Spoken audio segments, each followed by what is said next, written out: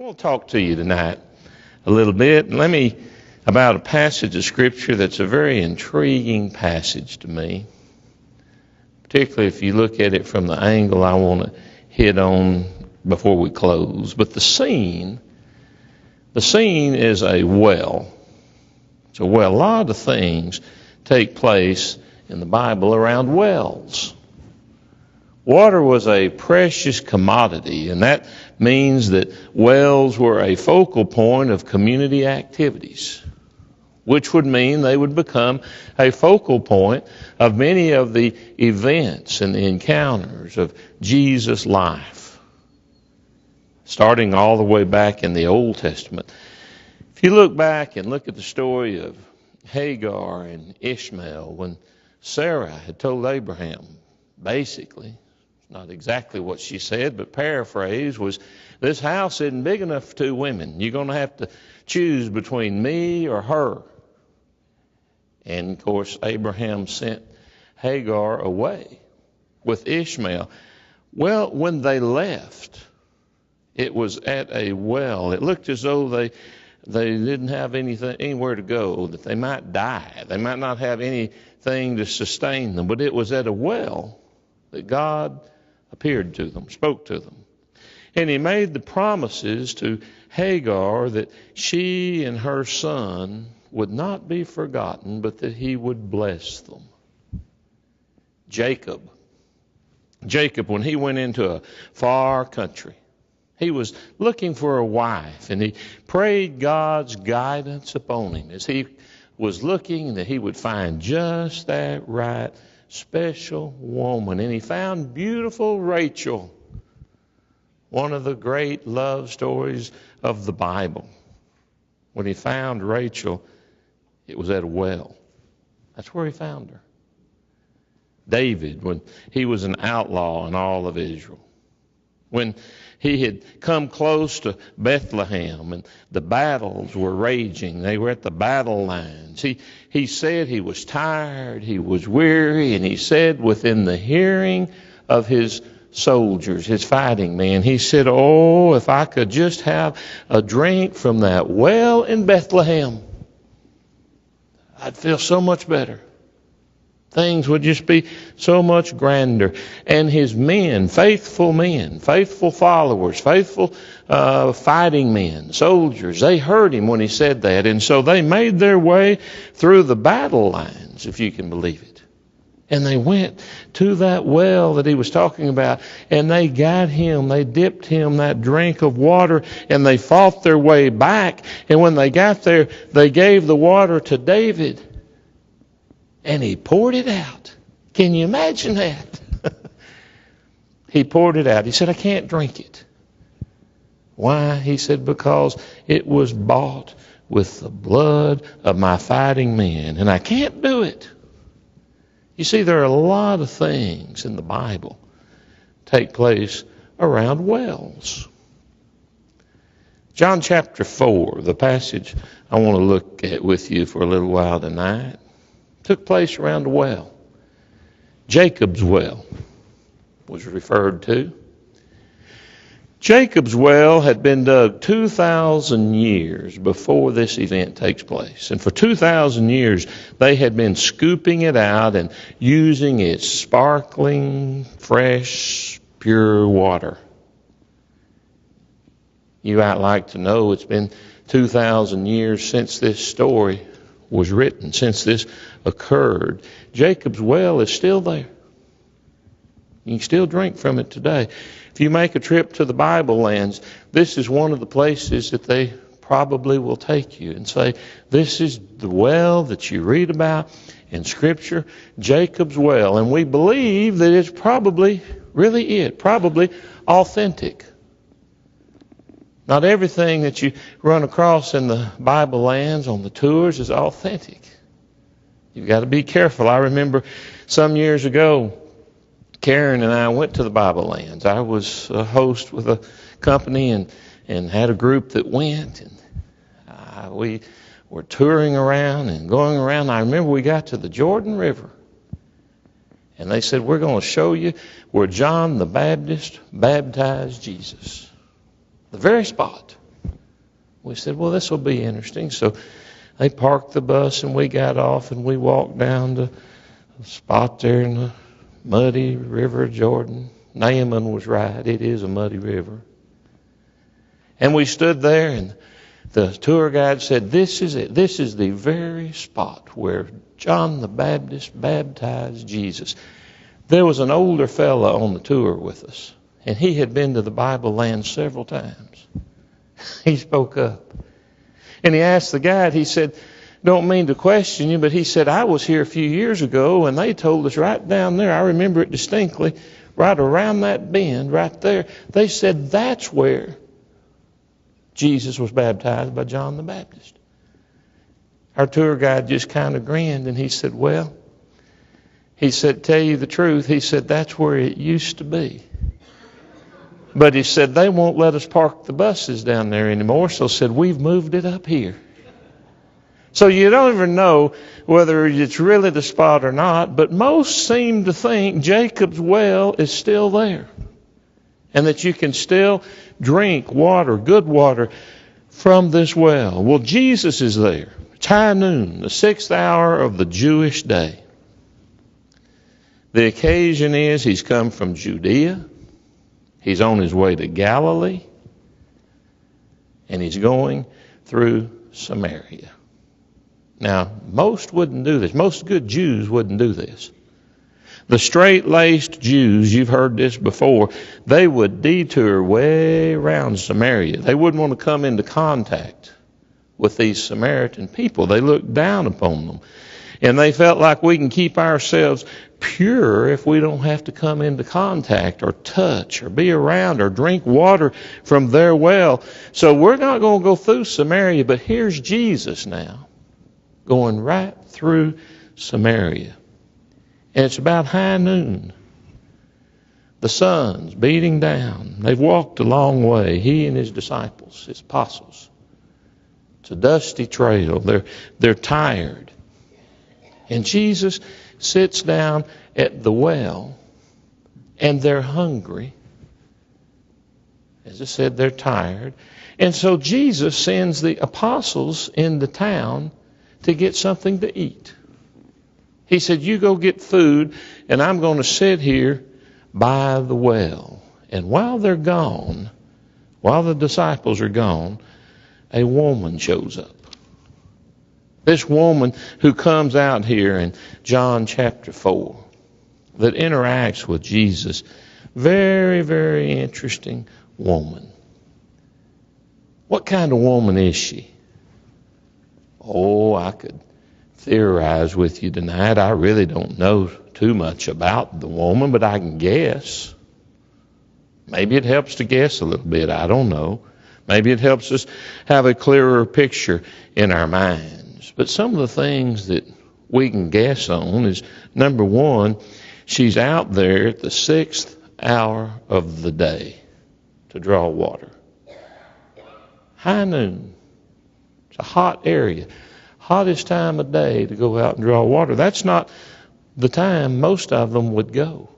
Maybe that's accidental. Maybe it's incidental. I don't know. But it's not the normal time for drawing water. All the other women in the village, and you know that this was the women's job in their culture, the women carried the water. You remember on one occasion, Jesus told his apostles, you go into the town and you'll see a man carrying a jar of water. The thing that was so unusual about that is men didn't usually carry the water.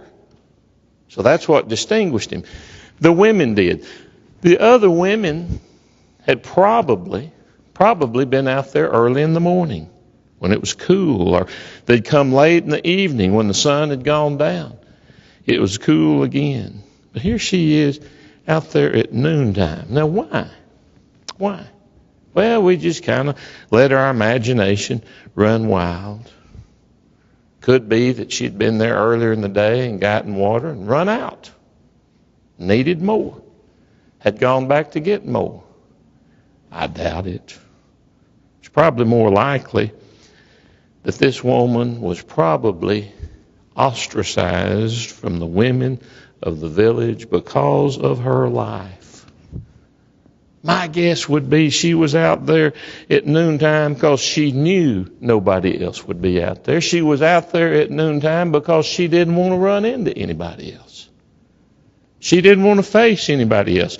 She didn't want to face the trauma of her life and have it replayed over and over again. My guess is she was out there because of her reputation and she just didn't want to meet people. But for whatever reason, she's out there at high noon. Now, how old is she? We're going to try to set the scene. How old is she? I don't know. Scripture doesn't say. I don't know how you would picture her. Personally, I picture her not necessarily young, but not really old either. I think she's just probably middle-aged, but don't know that. Can't prove that. Is she pretty? What does she look like? Well, she's had 5 husbands, so she can't be ugly. She can't be that bad, can she? That she's been able to attract 5 men?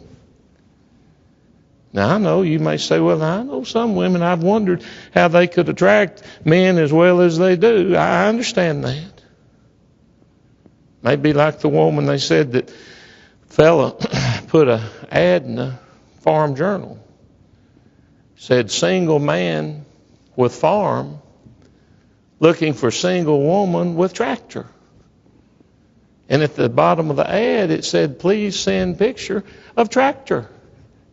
That may be the way it was. That might be the attraction. Or I heard one fella talking one day.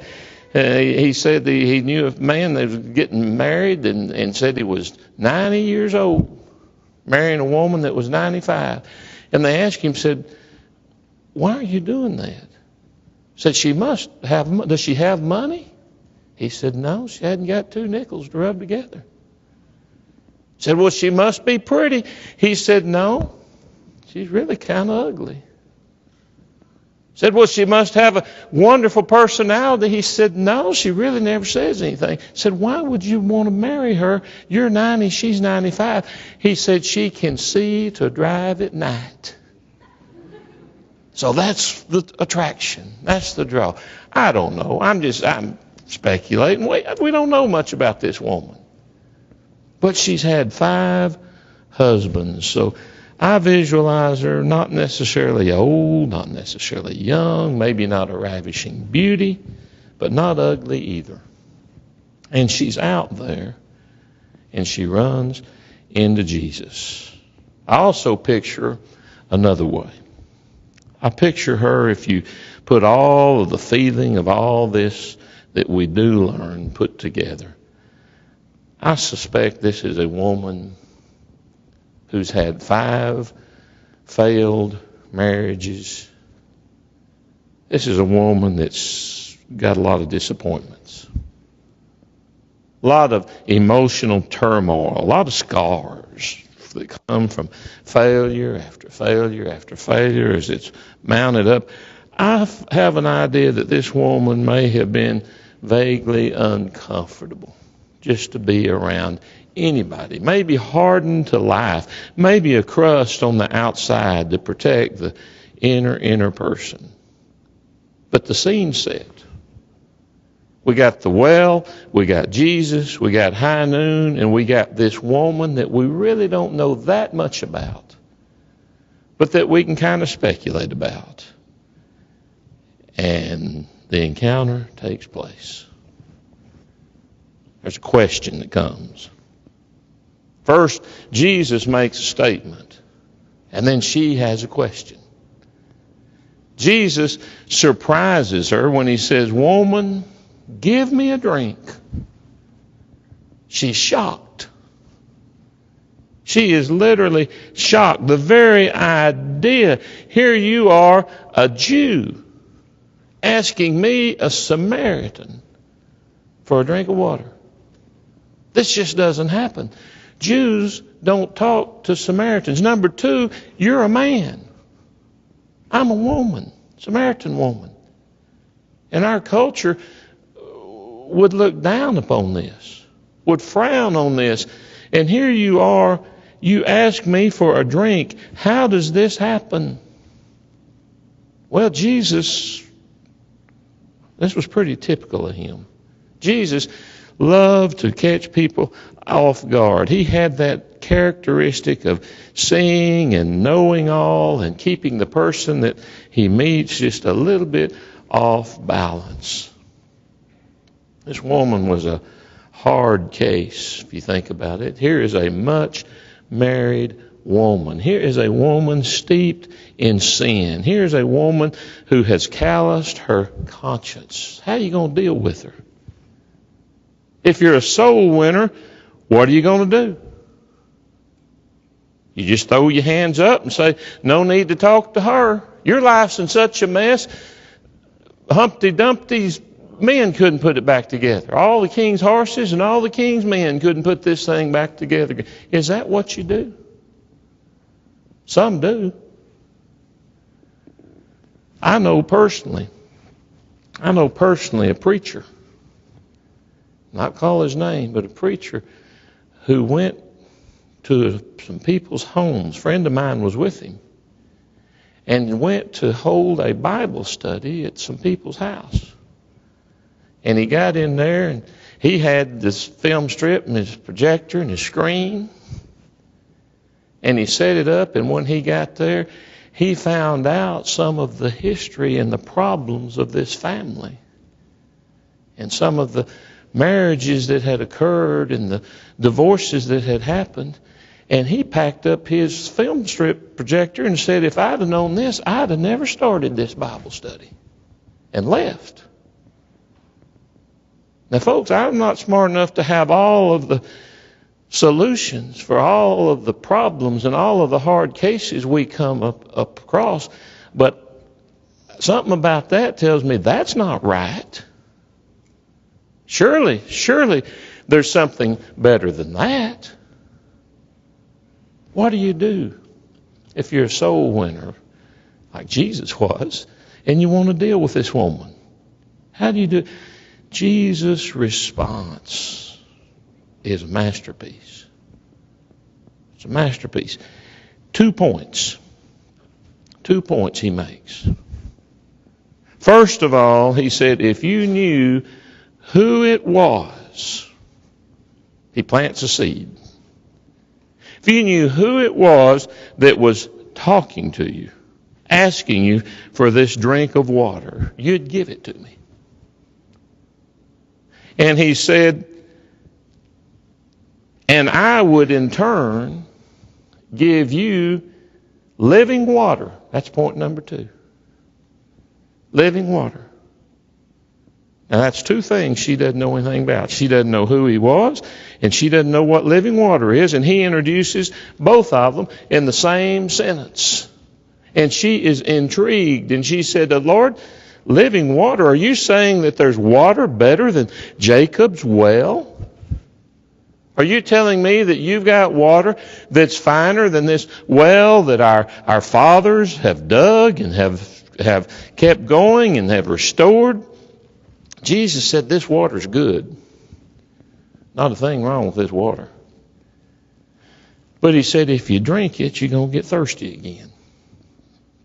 But I've got some water that if you drink it, if I give it to you and you drink it, you'll never be thirsty again in your life. Wouldn't that be wonderful? In this hot Texas heat, we're getting ready to go back into the hot time of the year. Wouldn't it be nice if there was some living water you could drink and you never would get thirsty? You wouldn't have to worry about getting dehydrated. You could get out and work. You could get out and exercise. You could get out and do whatever you wanted to do and not worry about hydration. Here's a woman probably who's dissatisfied and hungry for something. Doesn't really know what it is. There's something itching in her life and she doesn't know where to scratch. And Jesus comes and he takes a very ordinary subject and he turns it into a very super ordinary subject.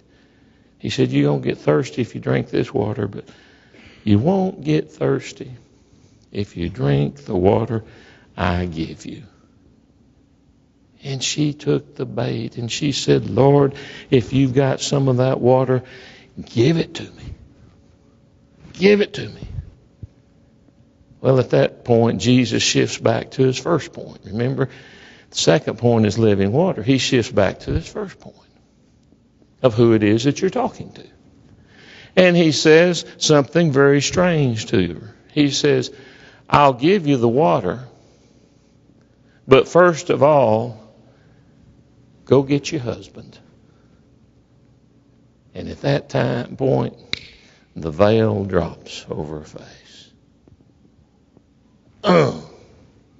How does he know this? Why would he ask me that? We are talking about water. We are talking about living water. Why would he ask me about my husband? Why would he bring that up? And she stutters around and she says, Lord, I don't have any husband. And as soon as she said that, Jesus said, that's right. You don't. You've had 5 of them. And the one you're with right now, the man you're with right now, is not your husband.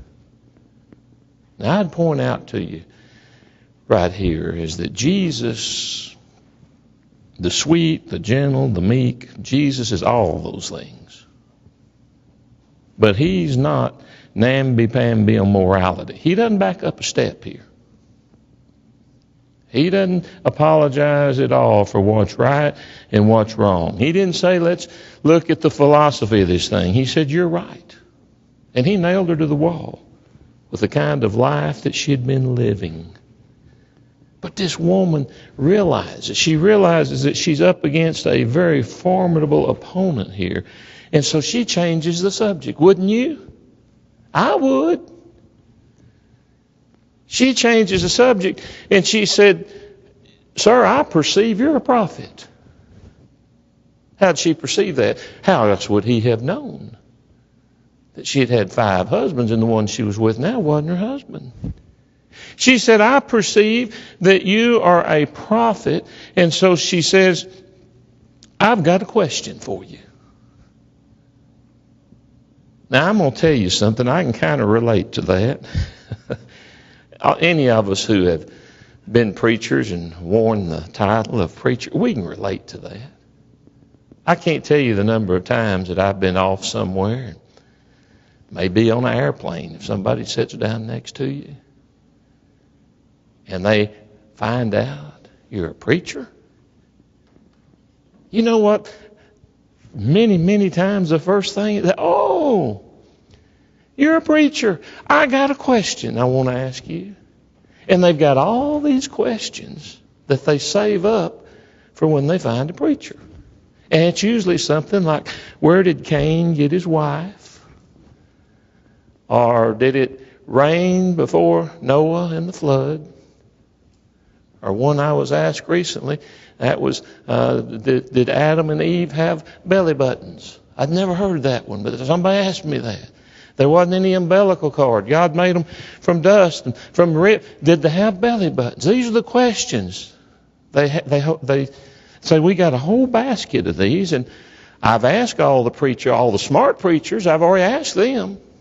Now I'll ask you. Do you have an answer for this?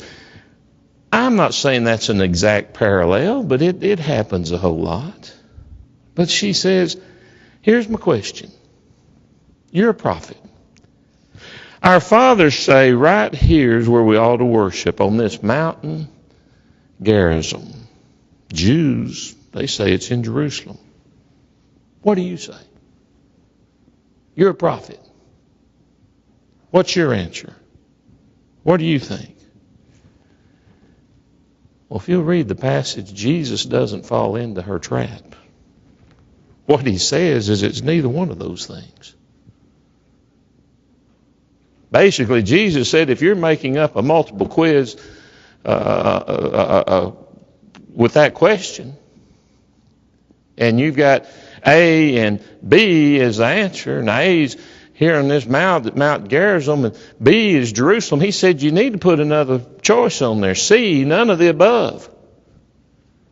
He says it's neither one of them. He said, the day is coming.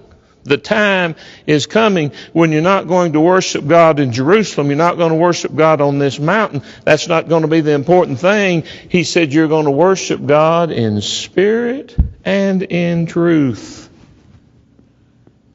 The place, the location won't be important anymore. She said, well, I realize days like that are coming. When the Messiah gets here, remember what his first point was? If you knew who you were talking to. She said, I know that those days are coming when the Messiah gets here. The Christ is going to tell us all about that. And at that point, Jesus said, that's who you're talking to. That's who I am. What a carefully devised trap of the mind to lead her into these 2 points. And to make these 2 points converge all of a sudden as to who he was and what he had to offer.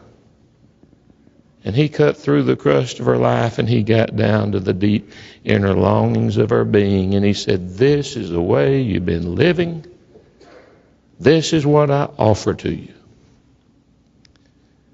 The Bible says when she realized he was the Messiah, she left her water pot, her bucket, left it there at the well, empty. She was in a hurry. She had come to get water, but she leaves without the water, and she's in a hurry. And this is the most impressive part of the whole story. And that really told you the story to get you to this point. If you listened to the passage that was read a moment ago for the end of this story in John chapter 4, you heard something very interesting that we miss sometimes.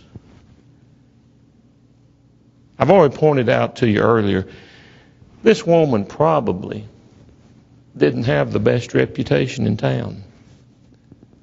She probably didn't have a great influence normally over people who had been listening to her.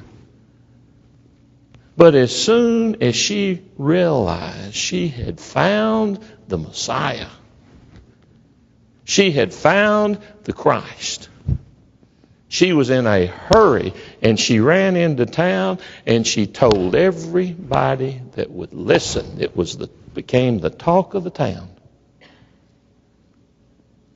And I want to point out something to you. The apostles, 12 in number, went into town to get food, to get groceries. And that's all they came back with. Food and groceries. This one woman of questionable reputation went into town and came back with the whole town. She told them, I've met somebody that I think's the Messiah. I've met somebody that has told me everything I've ever done in my life. You need to come and you need to see him. You need to listen to him. And the passage you heard read a moment ago says they came, the townspeople did, and said, would you stay with us to Jesus? Would you linger with us? And he stayed a couple of days with them. And then was the statement. Did you hear it read?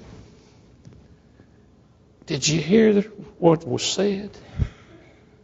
The people told this woman, we no longer believe because of what you have said.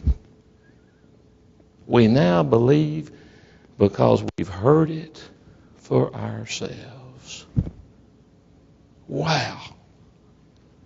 Wow. What can happen? What results can take place? How many lives can be touched when we use what influence we have, even when it would appear we might not even have a whole lot of influence? Can you see that you just might have a whole lot more than what you think? 12 apostles, 12 chosen men went to town and came back with groceries. One woman A much married woman went into town and came back with the whole city. Why? She asked the question. She told them what had happened, and she asked the question, you ought to come. She issued an invitation. You ought to come and check it out for yourselves. Good people, we're living in a time when the church, in a lot of ways, when it comes to the growth of the church, I'm talking about brotherhood wide now, we're suffering.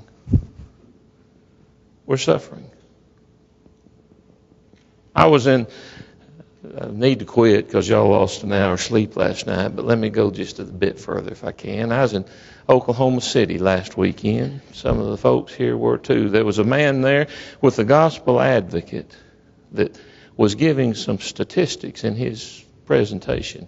I don't know if he's right. I don't know if he's wrong. But you know what he said? The average size church among us today is average membership. Were you in that presentation? If I'm not mistaken, it was either 54 or 55. 54, 55. Our average congregation size.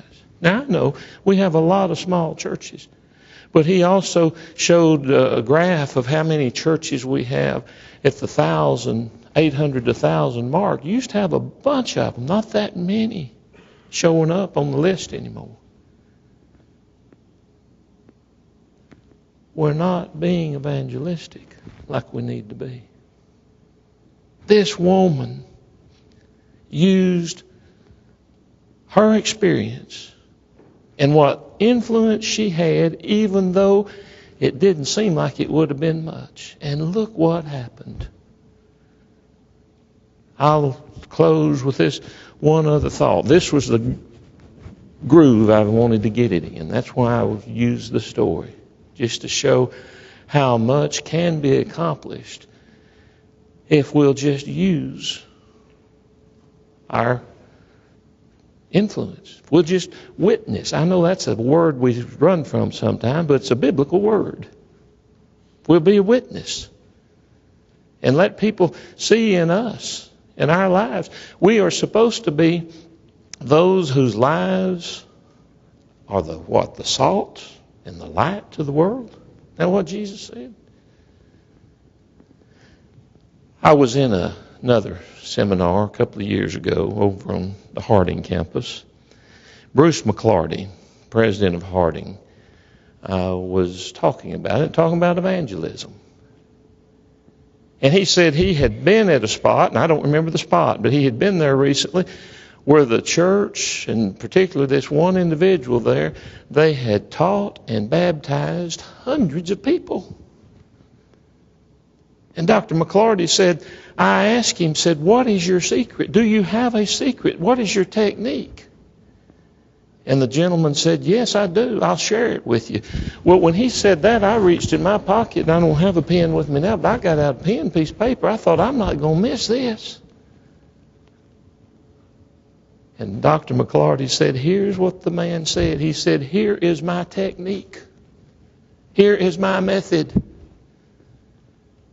He said, I ask people, would you like to study the Bible? And Bruce said, okay, what else? He said, that's it. That's it. I asked the question. I offer the invitation. Would you like to have a Bible study? And he said, many of them say yes. And he said, we open up the Bible and we go through it. And he said, a lot of them become faithful to the Lord. A lot of them give their lives to Jesus. A lot of them are led to the baptistry through repentance. They have their sins washed away coming into contact with the atoning blood of Jesus. Why? Because he asked the question. I'm convinced we just don't ask anymore, do we? Do we really? This woman took the opportunity, with what little opportunity and influence she had, to say, you know what? I think I've just met the Messiah.